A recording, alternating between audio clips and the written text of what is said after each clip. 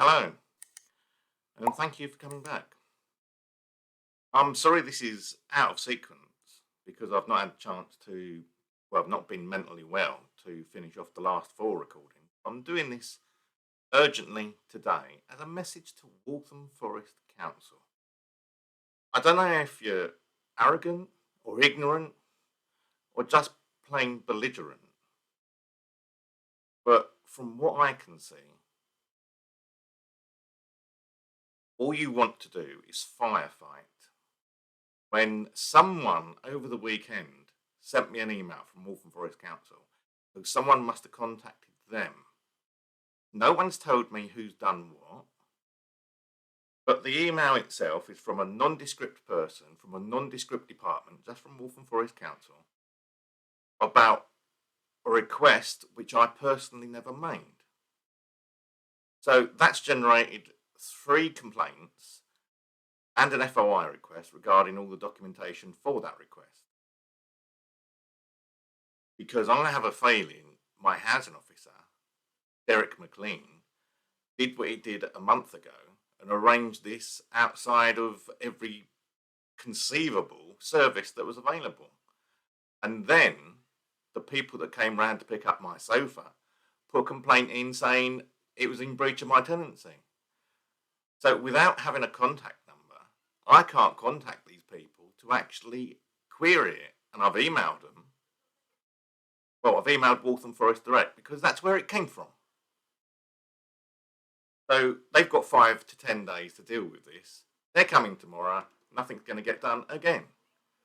Instead of following correct procedures, Waltham Forest Council, you are creating more work for everyone involved. You are wasting public money. How many times do I have to say this? Just follow the correct procedures, follow the correct customer service practice, and follow your own policies and the law of the land, and I won't put any complaints in. When you start lying, yes, lying, and I can prove this, if only you will fulfill my information requests and not delay them by 28 days for no apparent reason, just because I put a lot of requests in. Just do them in order. You don't have to give an excuse to do them all at one go. I want them done in sequence. But no, they're breaching the Information Commissioner's rulings and they're putting 20 days on. I think Waltham Forest are hoping to kill me within 20 days. That's why they give me an extra 20 days. It's not going to happen, Waltham Forest. I'm going to carry on until you start performing the duties you're paid for. Good customer service practice. I don't demand excellent customer service practice. Good customer service practice, i.e., communicating to the best of your abilities with the customer, disclosing your name and your phone number on all communications, direct name, direct number, not the Waltham Forest main number. If you can communicate directly with me, I should be able to communicate directly with you, especially my accusers.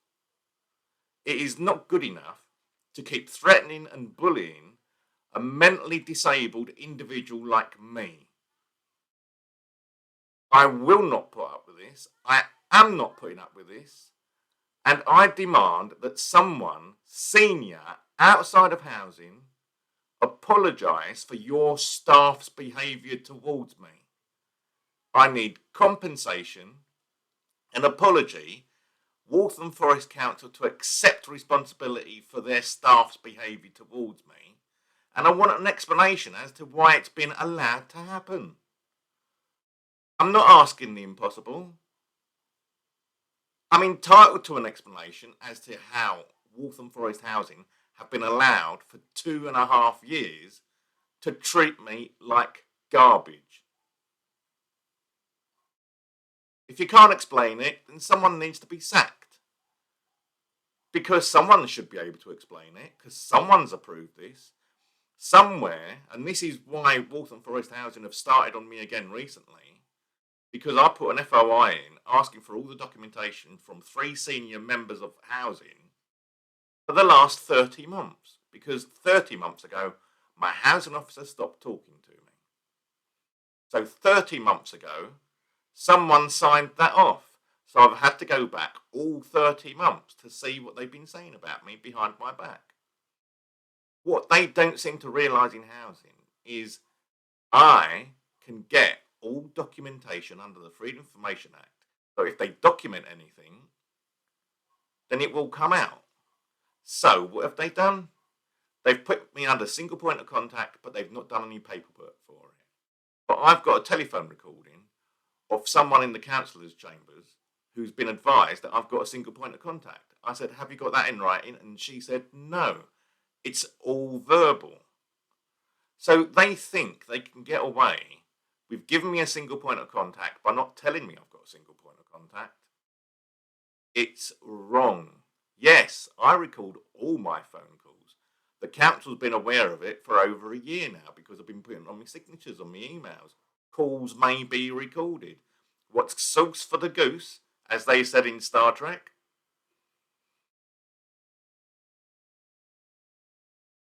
Someone outside housing needs to call me urgently outside of the housing directorate, not the housing department, the housing directorate. I need HR to confirm they are investigating all members of staff that implemented and signed off the SPOC from last year and this year. Malpractice, misconduct, gross misconduct. They've lied to the Ombudsman. They've lied to me. I found all these lies out just by doing freedom of information requests. So if I can do that, why can't complaints when I complained about my treatment last year and this year? Why can't they actually double check everything instead of just taking housing's word for it? Housing people are not public servants. They're human beings that act as public servants. If they were all just public servants, we could trust them, but we cannot. I've caught them lying on several occasions. Some of the occasions I can't prove because they refuse to give me the documents, even though they said they would be public. 2 of them are video recordings of an online meeting. Supposed to be public documents, but they refuse to give them to me because it would indict themselves. Like I've been saying for 3 years now, Waltham Forest Housing need a full external investigation into malpractice. They are wasting public money and they are mistreating people with disabilities and mental health issues. I can prove that as well. I did a freedom of information request recently. 2 people, apart from myself, who didn't appear on the stats, by the way, 2 people were placed on single point of contacts last year. None of them were asked if they had mental health issues. And that is a key requirement in the unreasonable behaviour policy, which is the only policy I found out that you can apply a single point of contact under.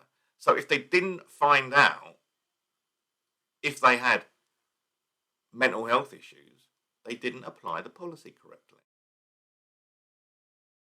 So that's at least 3 people they've done this to now. Oh, and how did I find out they didn't know about the mental health issues? Because I asked how many people they were aware with mental health issues. We have no recording of anyone with mental health issues, including myself, in the housing department. Freedom of information. It's a good one. So that explains why housing don't believe a single word I say. I tell them I can't leave my flat because housing have made it impossible. They ignore it. They tell me to leave my flat and throw my waste away. I'm currently online trying to find someone to remove waste from my flat again. For what, the 4th time in under a year?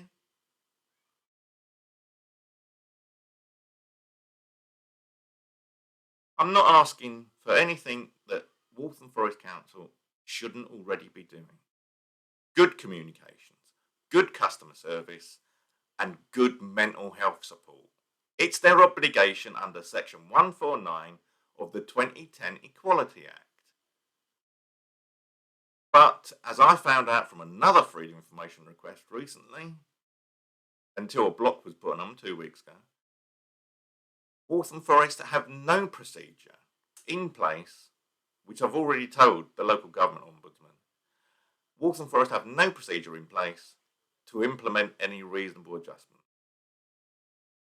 Physical disabilities and adjustments, yes, they've got procedures in place for that. If you've got mental health issues as an employee, yes, they've got procedures in place for that. But if you're a resident, then they have no procedures in place for you. So you're on your own.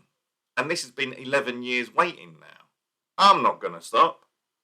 They've had 11 years to correct themselves. They've had the last 12 months to correct it. They've had since May the 4th, when the Ombudsman found against them, to correct it. And they've not done a thing. Waltham Forest Council, as far as I can see, do not, I repeat, do not take mental health seriously. I'm willing to retract all this if Waltham Forest will actually communicate me in a reasonable way, in a fair way, with my rights fully justified,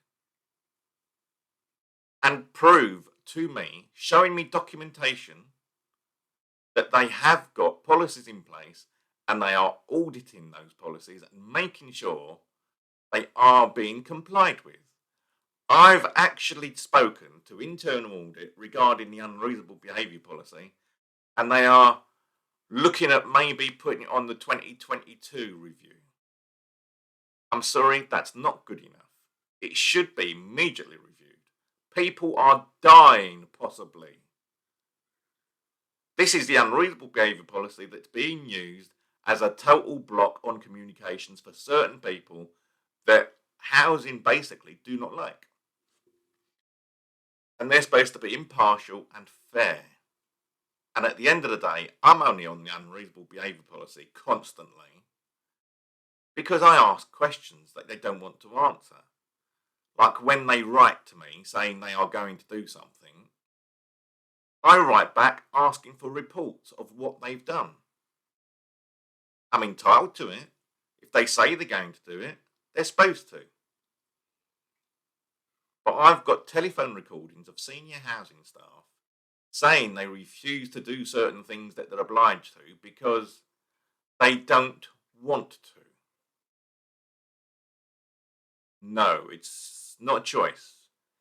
If a policy is in place, if a law is in place, you are obliged to carry it out. Not threaten and intimidate people with depression and anxiety and known suicidal tendencies because you don't like what they're asking, because it's awkward for you to answer honestly.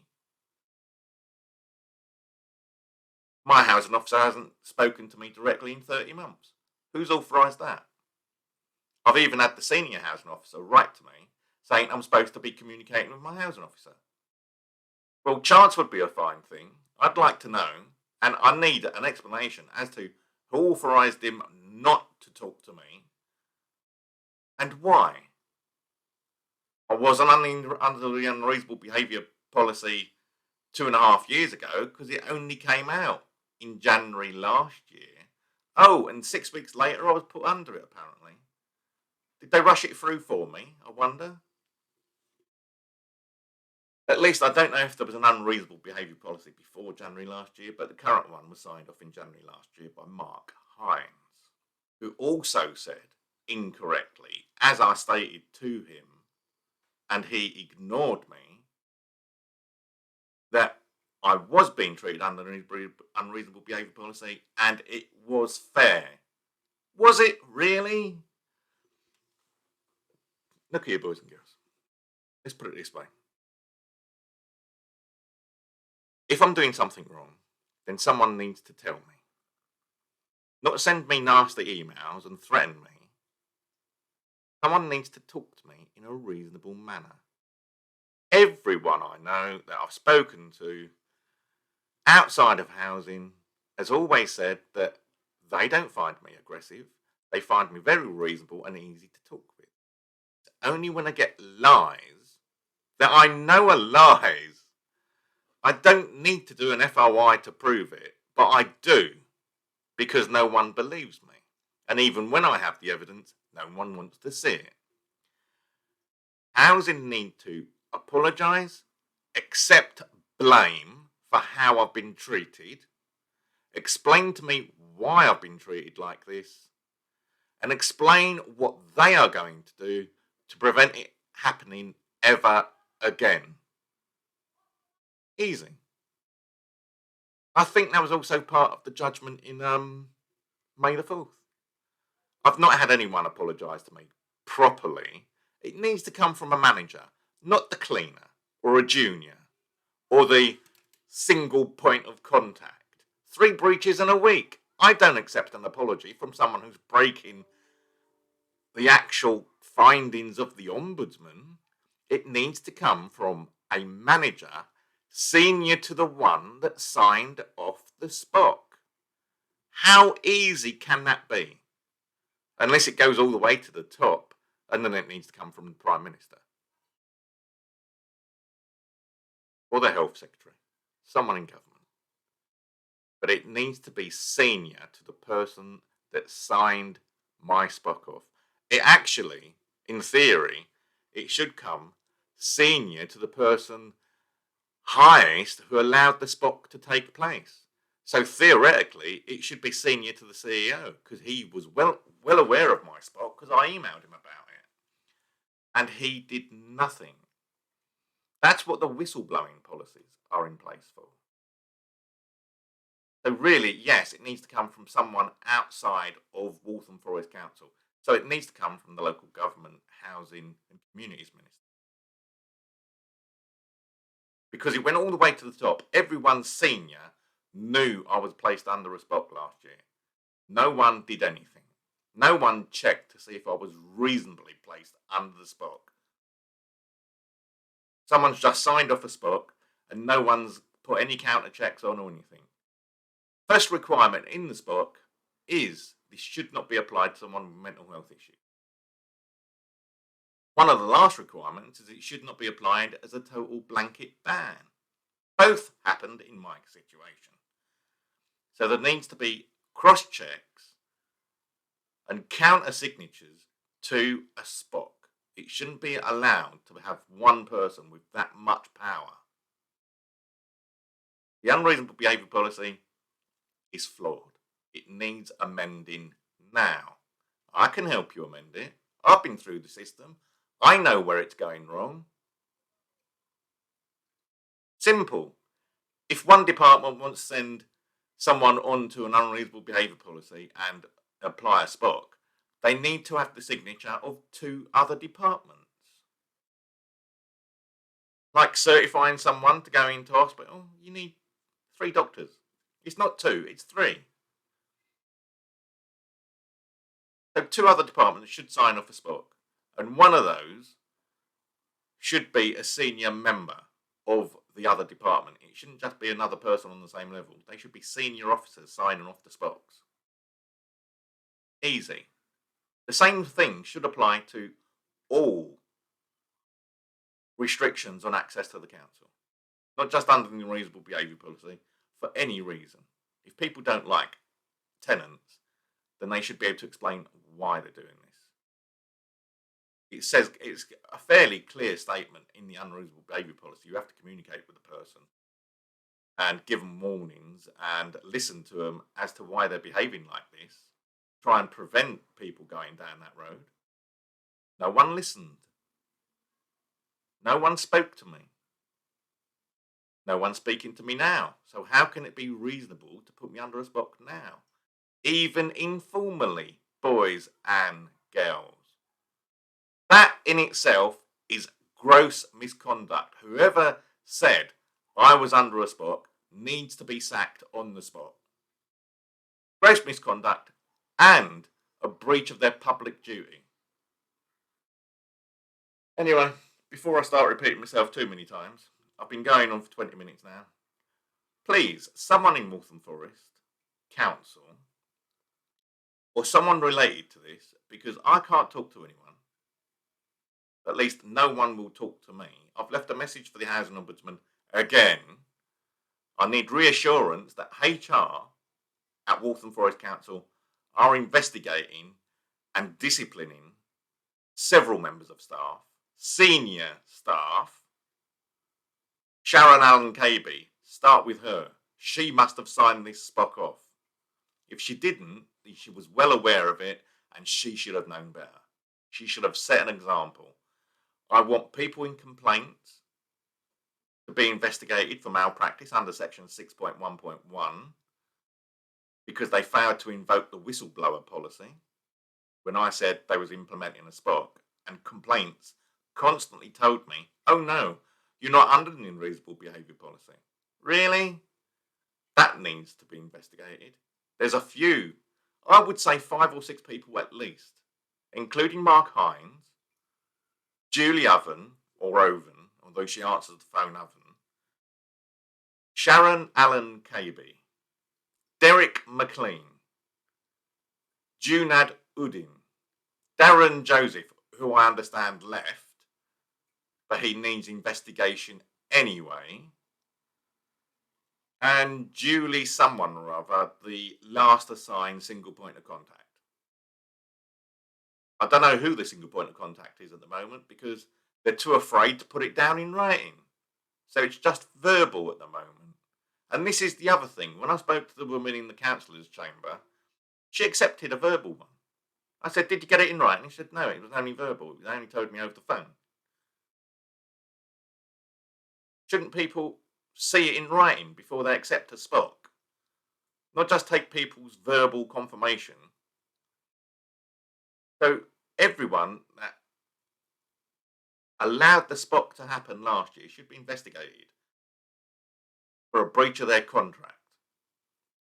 Anyway, I'm going to love you and leave you. Let's see if we can end this video. And I'll try and get my other 4 videos up shortly as well. Thank you very much.